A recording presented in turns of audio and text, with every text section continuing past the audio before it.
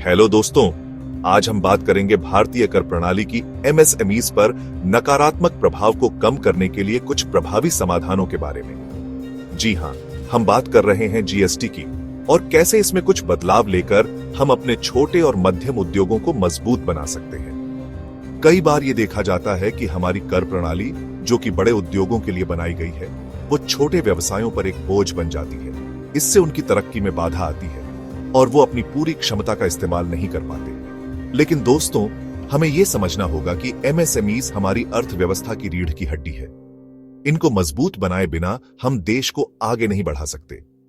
तो आइए देखते हैं कि कैसे जीएसटी में कुछ बदलाव लाकर हम इन उद्योगों को एक नई उड़ान दे सकते हैं। पहला कदम, और शायद सबसे महत्वपूर्ण, है जीएसटी अनुपालन को सरल बनाना। छोटे व्यवसायों के लिए जीएसटी रिटर्न फाइल करना एक जटिल और समय लेने वाली प्रक्रिया हो सकती है। इस प्रक्रिया को सरल बनाने के लिए सरकार त्रैमासिक रिटर्न को और सरल फॉर्मेट में ला सकती है। साथ ही ऑनलाइन प्लेटफॉर्म को और उपयोगकर्ता के अनुकूल बनाया जा सकता है, ताकि छोटे व्यवसाय बिना किसी परेशानी के अपने रिटर्न दाखिल कर सके। इसके अलावा सरकार छोटे व्यवसायों को जीएसटी के बारे में जागरूकता फैलाने के लिए कार्यशालाओं और प्रशिक्षण कार्यक्रमों का आयोजन भी कर सकती है। इससे उन्हें नियमों और विनियमों को बेहतर ढंग से समझने में मदद मिलेगी और जुर्माने से बचने में भी सहायता मिलेगी। दूसरा कदम है ग्रामीण एमएसएमईज को डिजिटल प्रशिक्षण और सहायता केंद्रों के माध्यम से सशक्त बनाना। डिजिटल इंडिया के इस युग में ऑनलाइन कारोबार करना अनिवार्य हो गया है। हालांकि ग्रामीण क्षेत्रों में अभी भी डिजिटल साक्षरता की कमी है।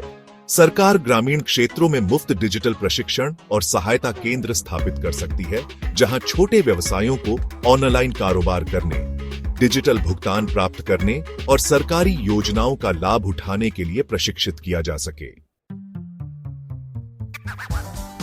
तीसरा कदम है एमएसएमईज के नकदी प्रवाह में सुधार करना। जीएसटी भुगतान को आपूर्ति के बजाय भुगतान प्राप्ति पर आधारित किया जा सकता है। मतलब कि जब तक उन्हें अपने ग्राहकों से भुगतान नहीं मिल जाता, तब तक उन्हें जीएसटी का भुगतान नहीं करना होगा। इससे उनके कार्यशील पूंजी पर दबाव कम होगा और वे अपने कारोबार को बेहतर ढंग से चला पाएंगे। साथ ही सरकार एमएसएमईज को समय पर भुगतान सुनिश्चित करने के लिए एक मजबूत व्यवस्था भी बना सकती है। चौथा कदम है इनपुट टैक्स क्रेडिट आईटीसी की उपलब्धता को तेज करना। आईटीसी एक महत्वपूर्ण तंत्र है जो एमएसएमईज को अपने कच्चे माल पर चुकाए गए जीएसटी का दावा करने की अनुमति देता है।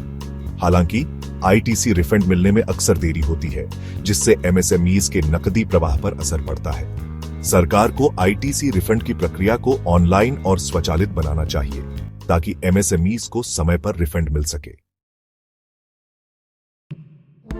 पांचवा कदम है एमएसएमईज के लिए महत्वपूर्ण क्षेत्रों जैसे हस्तशिल्प, कपड़ा आदि में जीएसटी दरों को कम करना।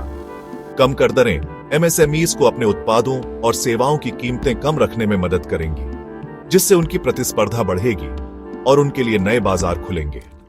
इससे उनके कारोबार का विस्तार होगा और रोजगार के अवसर भी बढ़ेंगे।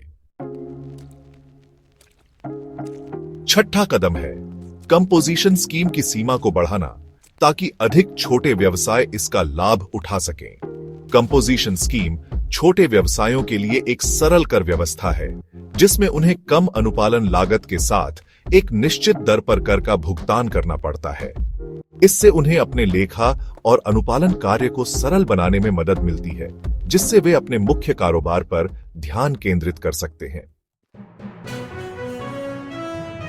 सातवां कदम है एमएसएमईज के लिए कर लाभों और योजनाओं जैसे संरक्षक कर योजना के बारे में जागरूकता अभियान चलाना।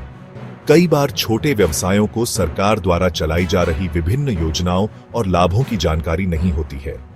सरकार को विभिन्न माध्यमों जैसे टेलीविजन, रेडियो, इंटरनेट और स्थानीय भाषाओं में प्रचार सामग्री के माध्यम से जागरूकता अभियान चलाना चाहिए। आठवां कदम है स्थानीय स्तर पर कर सलाहकारों की नियुक्ति करना, जो कम लागत पर सहायता प्रदान कर सके। कई छोटे व्यवसाय महंगे कर सलाहकारों को नियुक्त नहीं कर पाते हैं। सरकार स्थानीय स्तर पर प्रशिक्षित कर सलाहकारों का एक नेटवर्क बना सकती है जो छोटे व्यवसायों को कम लागत पर कर संबंधी मामलों में सलाह और सहायता प्रदान कर सकें। 9वां कदम है एमएसएमईज के लिए कम ब्याज दरों पर आसान ऋण उपलब्ध कराना।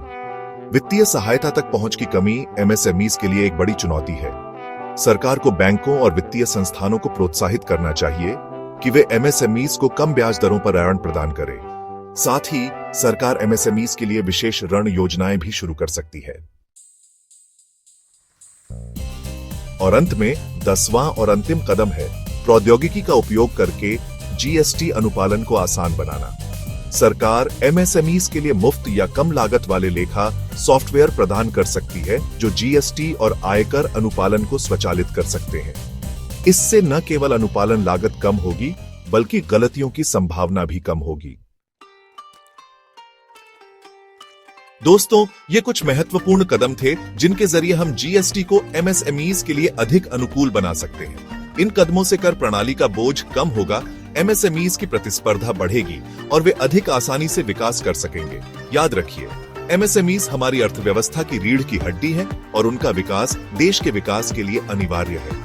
क्या आप किसी विशेष समाधान पर विस्तार चाहेंगे? हमें कमेंट करके जरूर बताएं।